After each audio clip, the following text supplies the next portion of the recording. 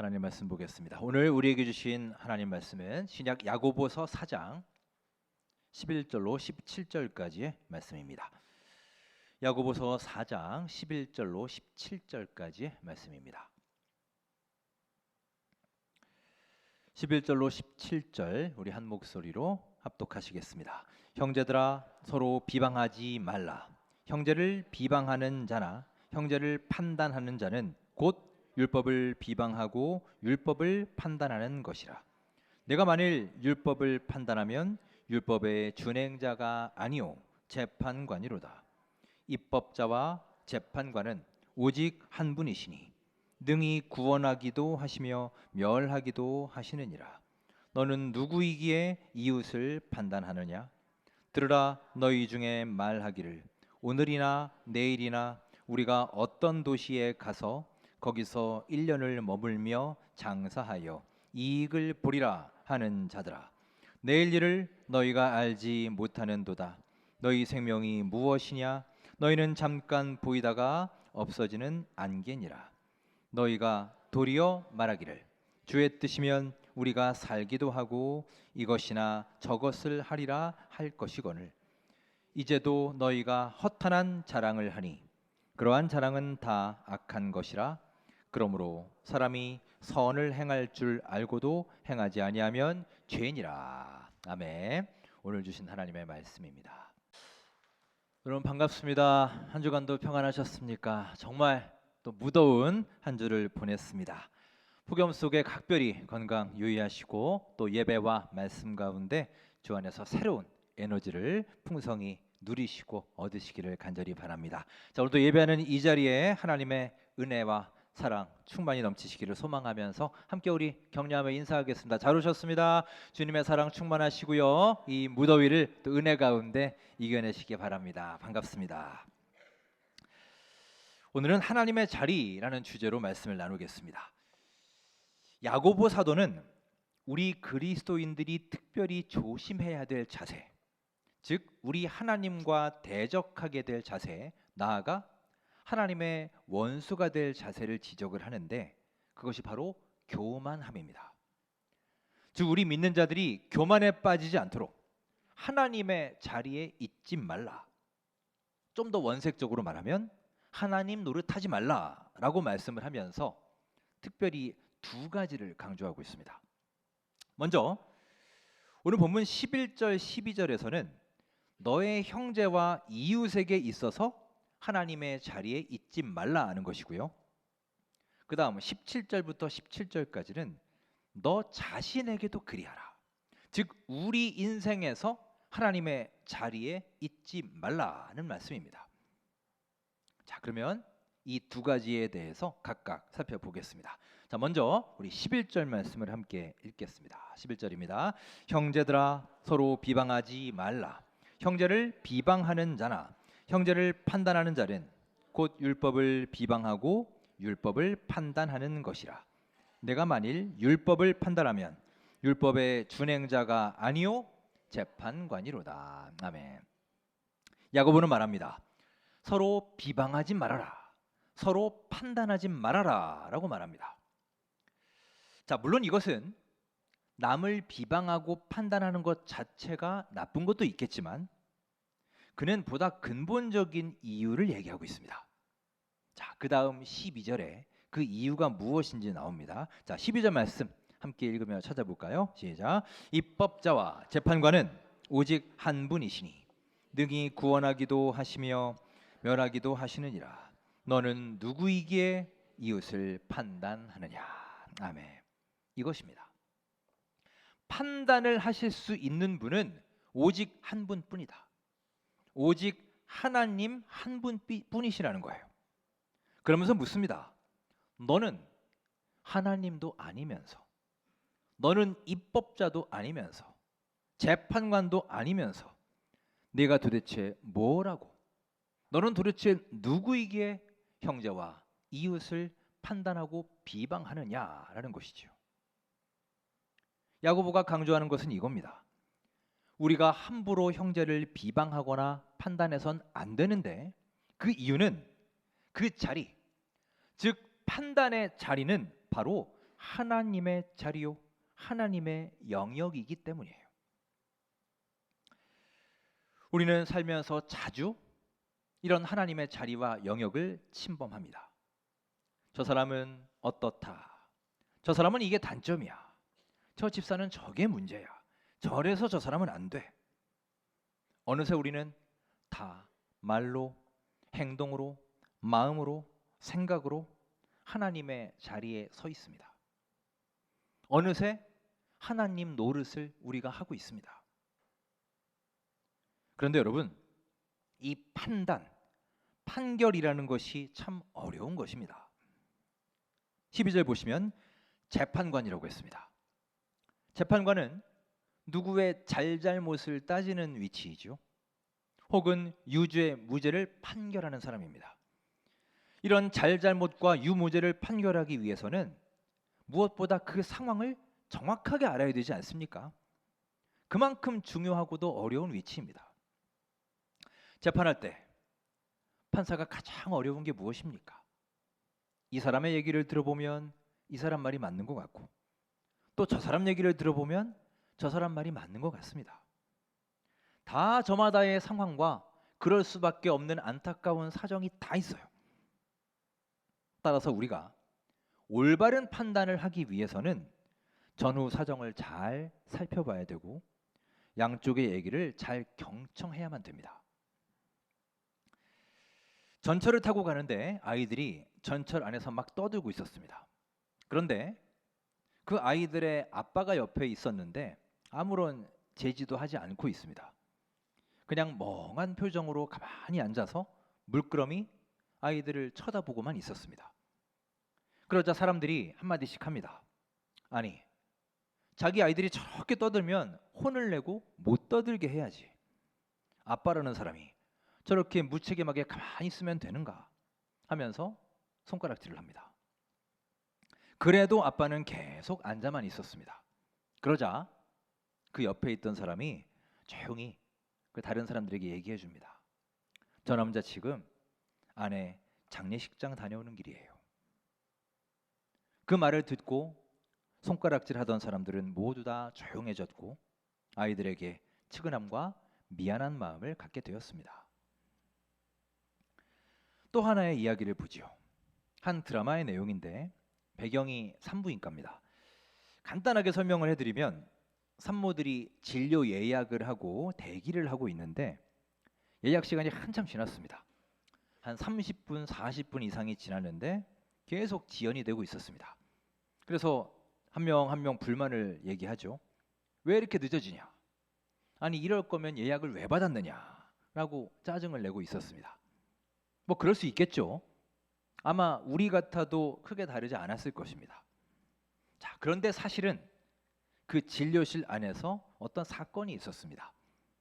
어떤 사건이 있었는지 우리 영상을 한번 보겠습니다. 짧은 영상인데요. 영상 보시고 계속해서 말씀을 나누겠습니다.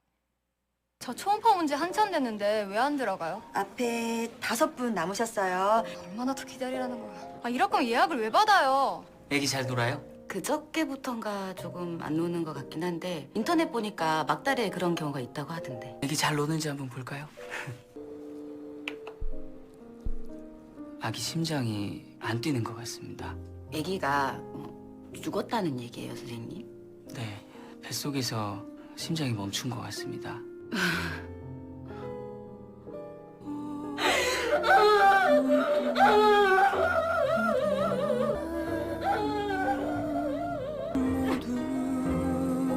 죄송합니다, 선생님. 우린 신경 쓰지 마시고 천천히 진정하시고 천천히 나가셔도 됩니다. 저희는 괜찮습니다. 너무 오래 계시네. 저기요. 가만히 있어.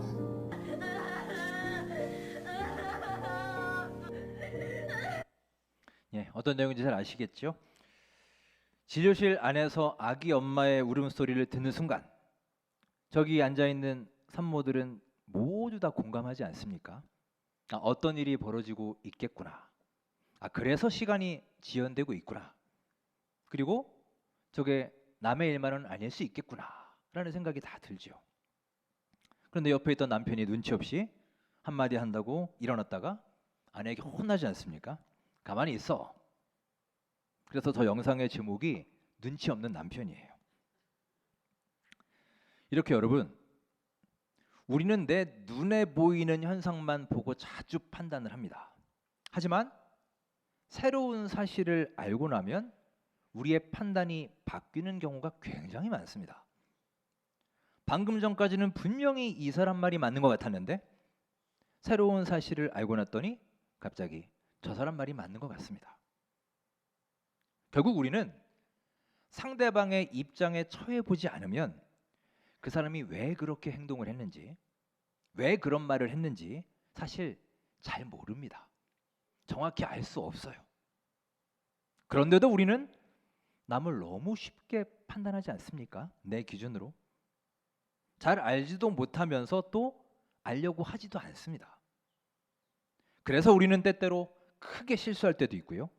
누군가에게 씻을 수 없는 상처를 주기도 합니다. 그런 사람들을 향하여 오늘 야고보가 말합니다. 도대체 너는 누구이기에, 너는 어떤 위치의 사람이기에 이웃을 판단하느냐? 네가 재판관이냐? 오직 하나님만이 재판관이신데 왜 너는 다른 사람 앞에서 하나님 노릇을 하려고 하느냐? 왜 하나님 자리에 있으려고 하느냐? 라고 묻고 있습니다. 이와 관련해서 사도 바울은 고린도전서에서 이렇게 말씀합니다. 자, 4장 5절 우리 화면을 보시고 함께 읽겠습니다. 그러므로 때가 이르기 전 곧 주께서 오시기까지 아무것도 판단하지 말라. 그가 어둠에 감추인 것들을 드러내고 마음의 뜻을 나타내시리니 그때 각 사람에게 하나님으로부터 칭찬이 있으리라. 아멘. 주님께서 오실 때까지 아무것도 판단하지 말라는 거예요. 왜냐? 하나님이 어둠 속에 감추인 것들을 다 환히 드러내실 그때가 올 거라는 것이죠. 그때까지 함부로 판단하지 말라는 것입니다. 재판관 되신 하나님께서 판결하실 때가 올 것이니 하나님의 자리에 너희가 함부로 있지 말라는 말씀이에요. 창세기에 보시면 요셉과 형제들의 이야기가 나옵니다. 형들이 요셉을 시기해서 동생을 애굽에 팔아넘기지 않습니까? 그렇게 팔려간 요셉이 애굽에서 총리가 됩니다. 그래서 아버지 야곱을 모셔옵니다. 완전한 반전이 일어난 것이죠. 그런데 아버지 야곱이 죽게 되었습니다. 그러자 이제 형들은 걱정이 되기 시작해요. 혹시나 요셉이 내가 자기를 팔아넘겼는데 나에게 복수하지는 않을까? 이제 아버지도 안 계신 마당에 혹시나 저 요셉이 뒤끝이 있는 것은 아닐까? 걱정되지 않겠습니까? 그래서 이 형들이 요셉을 찾아가지요. 그래서 그 동생 앞에 엎드려 말합니다. 우리는 당신의 종이니 제발 복수하지 말아달라. 그때 요셉이 형들에게 이렇게 대답을 합니다. 자, 창세기 50장 19절 그의 대답입니다. 함께 읽겠습니다. 요셉이 그들에게 이르되 두려워하지 마소서 내가 하나님을 대신하리이까. 아멘. 요셉이 뭐라고 하나요? 그는 인간적인 복수의 감정을 말하지 않습니다. 하나님을 말하고 있어요. 내가 하나님을 대신하오리까. 이 표현을 영어 성경으로 보면 더 와닿습니다. Am I in the place of God? In the place of가 무엇을 대신한다는 말인데 이 표현을 잘 보세요. Place of God, 하나님의 자리입니다. 직역하면 내가 하나님의 자리에 있습니까? 라는 뜻이에요. 다시 말하면 나는 하나님의 자리에 있는 사람이 아닙니다 라는 뜻이죠. 즉 나의 유일한 입법자가 되시고 내 유일한 재판관 되시는 하나님의 자리에 나는 결코 있지 않습니다. 형들을 향한 요셉의 진심 어린 고백입니다. 사랑하는 여러분, 요셉의 이 고백처럼 우리 하나님의 자리를 침범하지 않고 장차 어둠에 감추인 것들을 환히 드러내실 하나님의 그 때를 겸손한 마음으로 기다리는 신실한 주님의 백성들 되시기를 주의 이름으로 축원합니다. 자, 또한 우리는 형제와 이웃에게뿐만이 아니라 우리 인생에서도 내 삶에서도 하나님의 자리에 있어서는 안 됩니다. 자, 본문 13절 말씀 함께 읽겠습니다. 들으라, 너희 중에 말하기를 오늘이나 내일이나 우리가 어떤 도시에 가서 거기서 1년을 머물며 장사하여 이익을 보리라 하는 자들아. 아멘. 한 사람이 계획을 세우고 있습니다. 오늘이나 내일쯤에 도시에 가서 1년 동안 장사를 해서 이익을 볼 것이다. 즉 사업 계획을 세우고 있어요. 자, 자기 사업을 계획하는 것 자체가 뭐가 잘못됐겠습니까? 좋은 것이죠. 자, 그런데 이 사람의 진짜 문제가 뭐냐? 14절 말씀을 함께 읽으며 찾아보겠습니다. 14절입니다. 내일 일을 너희가 알지 못하는도다. 너희 생명이 무엇이냐? 너희는 잠깐 보이다가 없어지는 안개니라. 뭐가 문제냐? 내일 일을 모른다는 것입니다. 여러분, 성경은 거듭해서 강조합니다. 내일은 아직 나의 것이 아니라는 거예요. 하나님이 주셔야 비로소 내일이 내 것이 된다는 겁니다. 따라서 내가 내일 받아서 사용할 수 있을지 없을지도 모르는데 1년의 계획을 미리 세운 거예요. 여러분, 오해하지 마십시오. 우리가 계획이 필요 없다거나 계획하지 말고 살자는 얘기가 아닙니다. 그의 계획 속에는 장차 우리에게 내일을 주실 하나님에 대한 생각과 계획이 전혀 없다는 것이 문제입니다. 사실 우리가 아무리 철저하고 아무리 열심히 계획을 한들 당장 내일, 아니 오늘 밤에라도 하나님이 내 영혼을 찾으실 수도 있는 것 아닙니까? 그런데 그 하나님을 나의 계획 속에 넣지 않는 것, 하나님을 쏙 빼버리고 그 계획 속에서 하루하루를 사는 것, 여러분, 이것은 참으로 어리석은 삶이다라고 말씀하십니다. 여러분, 이게 바로 우리의 인생에서 하나님의 자리에 있는 것, 우리가 하나님 노릇하는 것입니다. 여러분, 참으로 우리의 인생에서 하나님의 자리에 함부로 서지 않기를 간절히 소망합니다. 특별히 오늘 14절에서 우리에게 묻습니다. 너희 생명이 무엇이냐? 너희는 잠깐 보이다 없어지는 안개니라. 너희 생명이 무엇이냐라고 묻고 이어서 답을 합니다. 잠깐 보이다 없어지는 안개다. 우리는 마치 안개와 같다는 거예요. 자, 그림 보실까요? 여러분, 저렇게 높이 우뚝 솟아있는 건물들을 보십시오. 저 빌딩 주변으로 안개가 자욱하게 껴 있습니다. 우리는 자주 저렇게 우뚝 솟아있는 건물 같아 보일 때가 있지 않나요? 많은 사람들이 저런 빌딩을 동경하지 않습니까? 저런 곳에서 살고 싶기도 하고 우리가 마치 저렇게 높은 위치에 있는 것 마냥 어깨에 힘이 들어가고 고개를 빳빳이 들고 살고 있지 않습니까? 특히 하는 일마다 잘 될 때, 성공할 때, 승승장구할 때, 사람들의 인정을 받을 때, 물질적으로 풍요로워질 때 우리는 세상에 두려운 것이 없고 하늘 높은 줄 모릅니다. 하지만 여러분, 하나님께서 뭐라고 하십니까?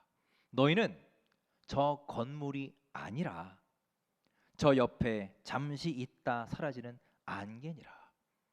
너희는 우뚝 솟아있는 저 높은 건물이 아니라는 거예요. 참으로 여러분, 우리의 인생은 잠시 있다 사라지는 안개와 같습니다. 그게 오늘 14절 말씀이에요. 터키, 요즘에는 튀르키예라고 하죠. 이 튀르키예에 히에라폴리스라는 곳이 있는데 거기에는 1200개가 넘는 무덤의 비석들이 있다고 합니다. 그 중에 한 비석에 다음과 같은 비문이 써 있다고 합니다. 자, 이런 글귀가 써 있습니다. 나 어제 너와 같았으나 너 내일 나와 같으니라. 어떠십니까, 여러분? 비석 비문에 저렇게 쓰여 있다고 생각해 보세요. 그리고 그거를 우리가 봤다고 생각해 보십시오. 좀 섬뜩하지 않으신가요? 무덤에 있는 이 글귀를 딱 보면 사람들이 그냥 쉽게 떠나지 못한다고 합니다. 그런데 우리는 착각하면서 삽니다. 왜냐? 사는 것은 확실하고 죽는 것은 불확실한 것처럼 보이기 때문이에요. 하지만 여러분, 사실은 정반대 아닌가요? 우리가 죽는 것은 확실하고 사실은 우리가 내일 살아있을지 아닐지가 오히려 더 불확실합니다. 우리가 다만 그것을 인지하지 못하고 살 뿐이에요. 40년 광야 생활 동안 여러분, 이스라엘 백성들은 수없이 넘어지고 깨지고 훈련받았습니다. 하나님이 그들을 낮추시기 위해서 40년 동안 훈련시키신 거예요. 자, 그러면 여러분, 실제로 이스라엘 백성들은 광야에서 어떤 경험을 하면서 그렇게 낮아졌을까요? 구체적으로 그들을 겸손하고 낮아지게 만든 사건과 경험은 무엇일까요? 많은 사람들은 기적이라고 얘기합니다. 고난의 순간에 큰 기적을 경험했죠. 하늘에서 만나가 내렸습니다. 반석에서 샘이 터져 나오는 기적을 경험했습니다. 이런 기적들 앞에서 하나님의 능력 앞에 겸손해졌을 것이다 라고 생각을 하죠. 하지만 여러분, 우리의 경우를 한번 생각해 보세요. 우리가 기적을 경험하면 물론 감사도 하고 깨달음도 있을 겁니다. 하지만 사람이 기적을 경험한다고 해서 그렇게 겸손해지는 건 아닌 것 같아요. 우리는 의외로 기적을 쉽게 또 빨리 잊어버립니다. 그러면 뭘까요? 그들은 광야에서 무엇을 경험했기에 그토록 하나님 앞에 낮아졌을까요? 그것은 바로 죽음입니다. 그들이 얼마나 많은 죽음을 광야에서 경험했을까요? 한번 오늘 계산을 해볼까요? 민수기를 보시면 출애굽 당시 이스라엘 백성들의 수가 남자 성인만 60만 명이라고 했어요. 그러면 남녀 비율을 대충 1대1로 보면 성인만 따져도 120만 명이죠. 120만 명이 어느 정도냐 하면 작년 2024년 기준으로 수원시 인구가 120만 명입니다. 그러니까 수원시 전체 인구가 광야 위를 행진하고 있었다 이렇게 보시면 돼요. 실제로는 훨씬 많겠죠. 아이들을 다 뺀 거니까요. 자, 그렇다면 이 120만 명의 사람이 40년 동안 광야에서 죽어갔다는 거 아닙니까? 그럼 계산해 볼까요? 120만 명 나누기 40년 하면 한 해 동안 죽은 인원이 나오겠죠. 또 거기서 365를 나누면 하루에 죽어간 사람 숫자가 나올 겁니다. 그렇게 계산해 보면 하루에 평균 약 80에서 90명씩 죽었다는 결론이 나옵니다. 그러니까 여러분, 백성들은 광야에서 날마다 80명 이상씩 사라져간 거예요. 성경에는 나오지 않지만 우리가 충분히 그렇게 알 수 있습니다. 따라서 이 백성들이 광야에서 가장 많이 경험한 사건은 기적이 아니라 죽음이었다는 겁니다. 그러니 생각해 보십시오. 어제까지 같이 걸어가고 같이 먹고 같이 얘기하던 사람이 오늘 아침에 안 보입니다. 그러면 죽은 거예요. 사랑하는 사람들, 가족들, 친척들, 친구들의 죽음을 매일매일 바로 옆에서 보면서 그들은 뭘 느꼈을까요? 하나님은 그들에게 인간이 어떤 존재인지를 똑똑히 알게 해주신 것입니다. 그래, 인간은 영원하지 않아. 매일매일 이렇게 죽어 사라지는 거예요. 우리는 흙이니 흙으로 돌아갈 수밖에 없는 존재야. 하나님은 이렇게 인간의 유한함을, 인간의 무력함을 통해서 알게 하심으로 우리 인간을 낮추시는 것입니다. 모든 인간은 이 죽음 앞에 낮아질 수밖에 없는 것이지요. 프랑스의 작가 알퐁스 도데를 아실 겁니다. 우리에게는 마지막 수업이라는 책으로 유명하죠. 그의 단편 중에 왕자의 죽음이라는 에피소드가 있는데 이런 내용입니다. 어린 왕자가 불치병에 걸립니다. 온 나라가 슬퍼하고 그의 병을 고치기 위해서 다들 백방으로 뛰어다닙니다. 그의 어머니 왕비는 하루하루를 눈물로 지새웁니다. 어머니가 우는 모습을 보고 왕자가 말합니다. 어머니, 울지 마세요. 죽음이 절대 여기까지 오지 못하도록 제가 막을 수 있어요. 당장 힘센 근위병 400명을 불러서 제 침대 옆을 지키게 해주시고 창 밑에다 대포를 배치해서 밤낮으로 지키게 해주세요. 그래도 죽음이 나에게 접근하면 제가 호통을 치겠습니다. 그때 궁정 목사님이 이 왕자에게 다가가 말합니다. 그렇게 해서 죽음을 막을 수 없습니다. 그러자 왕자가 말합니다. 그러면 내 가장 친한 친구에게 돈을 많이 주고 대신 죽게 할 수는 없을까요? 궁정 목사님은 그것도 불가능합니다 라고 말합니다. 실망한 왕자는 한숨을 쉬면서 말합니다. 하지만 저 하늘 위 낙원에 가도 나는 역시 왕자일 테니 안심이 되는군요. 하나님도 나를 신분에 맞게 대우해 주시겠지요. 그리고 자신의 그 왕자 옷들을 다 가지고 오라고 합니다. 천국에 가서 자랑하겠다는 것이죠. 궁정 목사님은 다시 뭔가를 말합니다. 이야기를 듣던 왕자가 버럭 화를 내면서 외칩니다. 그렇다면 지금 내 왕자의 신분은 아무것도 아니란 말이요. 그러자 목사님이 말합니다. 그렇습니다. 죽음 앞에서는 왕자도 부자도 아무것도 아닙니다. 우리는 모두 다 죽음 앞에 평등합니다. 자, 말씀을 정리합니다. 야고보 사도는 형제를 비방하거나 판단하지 말라고 합니다. 이것은 단지 비방과 판단이 나빠서가 아니라 우리가 하나님의 자리에 서는 것이기 때문이에요.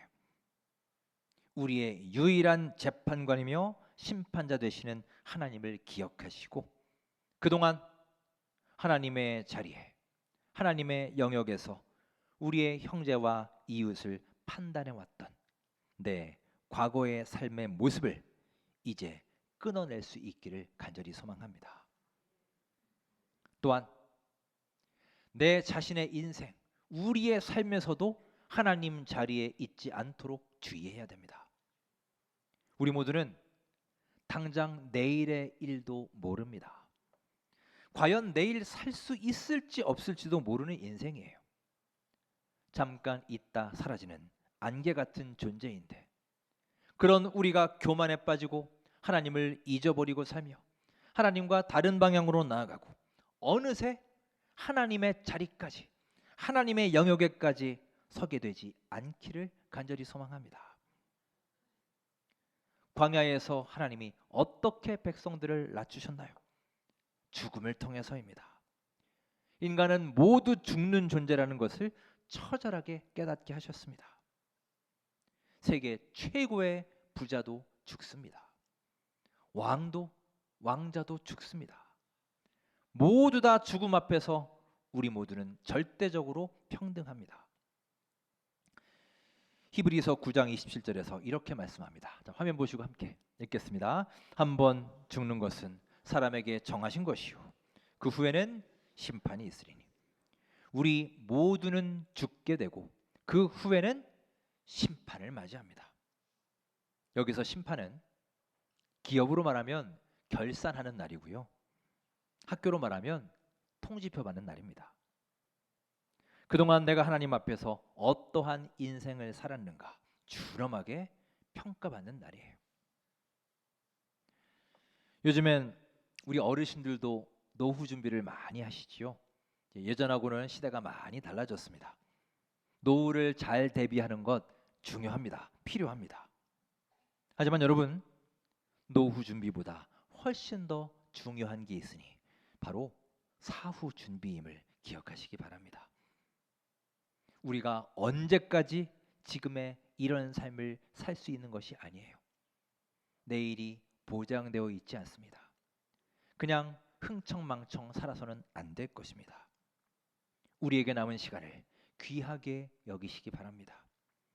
우리 원천교회의 모든 성도님들이 우리를 창조하시고 지금도 나와 동행하시는 하나님을 기쁘시게 하며 하루하루 주님의 사랑을 나누고 실천하여 올해 우리 교회 표어처럼 함께 즐거워하고 함께 울 수 있는 사랑의 공동체요 하나님의 축복의 통로가 될 수 있기를 주의 이름으로 축원합니다.